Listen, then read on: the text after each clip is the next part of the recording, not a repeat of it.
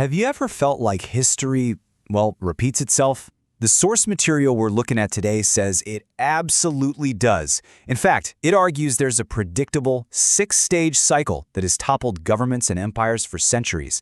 And here's the really wild part. The claim is the United States is following that exact same script right now. So here's the big idea. Major historical collapses, we're talking the French Revolution, the fall of the Tsar, they aren't random. They're not just chaotic events that happen out of nowhere. Instead, they follow a predictable pattern. It's almost like a recurring play with a different cast of characters each time, but the plot stays eerily the same. And you know, if that pattern is real, it forces us to ask a pretty direct question. Where exactly is the United States in this story? Are we in the opening act, with plenty of time to change the plot? Or are we getting much closer to the climax? Well, according to this framework, we're not just on the path. We are deep into it. The central claim here is that the U.S. is currently in stage 4 of a six-stage cycle. And if history is any guide, stages 5 and 6 can happen really, really fast. So what on earth is this cycle? Okay, before we dive in, we need to get our terms straight. To really understand this cycle, we have to be super clear on what this model actually means by the word revolution. And this is a really important distinction. We're not talking about a protest here, or even a big riot. A real revolution, in this sense, is when the whole system, the government, the social contract, the courts, everything gets completely torn down and replaced by something totally new. And more often than not, something much worse. And here it is, the entire roadmap. It all starts with the money, these deep economic cracks. Then it moves to political failure, then to a social breakdown, and finally, a complete collapse. This is the six-stage sequence that this theory claims has played out time and time again. This quote really gets to the heart of the whole thing. The idea isn't that people just wake up one day and want violence. It's that when people completely lose faith that the system can fix itself, when voting, protesting, and the courts just don't seem to work anymore, that's when they start looking for answers outside of that system. Of course, a theory is just a theory without some evidence, right? So to back this up, the source material points to 3 huge historical examples where this pattern played out: revolutionary France, imperial Russia, and pre-Castro Cuba. And you can really see the pattern click into place here. In France, you had massive inequality and a government that couldn't fix anything, which led to the guillotine and Napoleon. In Russia, you had a feudal system and a disastrous war, which led to a brutal civil war and Stalin. In Cuba, total corruption and a brutal dictatorship, which led to Castro. Different places, different times, same terrifying result. All right, so that brings us to the most provocative part of this whole analysis, taking this six-stage framework and laying it over the United States today. Let's walk through it step by step. According to this model, the foundation for every single revolution is stage 1. The gap between the ultra-rich and everybody else grows so massive that it just shatters the social contract. I mean, just look at this chart. It's staggering. In 1980, the top 1% had 8% of the wealth. Today, it's 32%.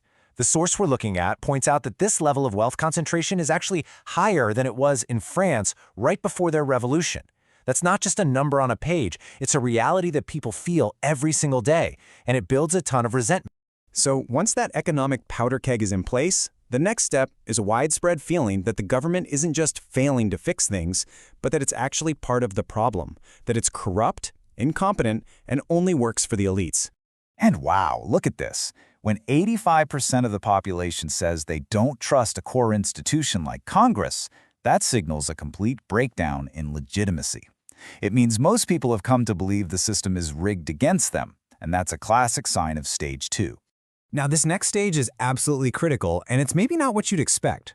Revolutions aren't typically started by the very poorest people. They're often ignited by the educated middle class, the folks who did everything right, who played by the rules, but now find that the system is failing them. Their frustration is what becomes the engine for radical change. And the source points to these specific pressures as the cause. We're talking about unaffordable housing, crippling student debt, healthcare costs that can bankrupt you. When the people who are supposed to be the stable foundation of society, the teachers, engineers, you name it, can't afford the life their parents had, they start to become very open to very radical ideas. And that brings us to right now, to the place where the source claims the U.S. currently is, stage 4. This is described as the point of no return. It's when huge numbers of people stop believing in the shared institutions that hold a country together. Things like elections, the courts, the media, all of it. And this right here, this is what that breakdown looks like. We're not just disagreeing about policies anymore. We are fundamentally disagreeing on reality itself.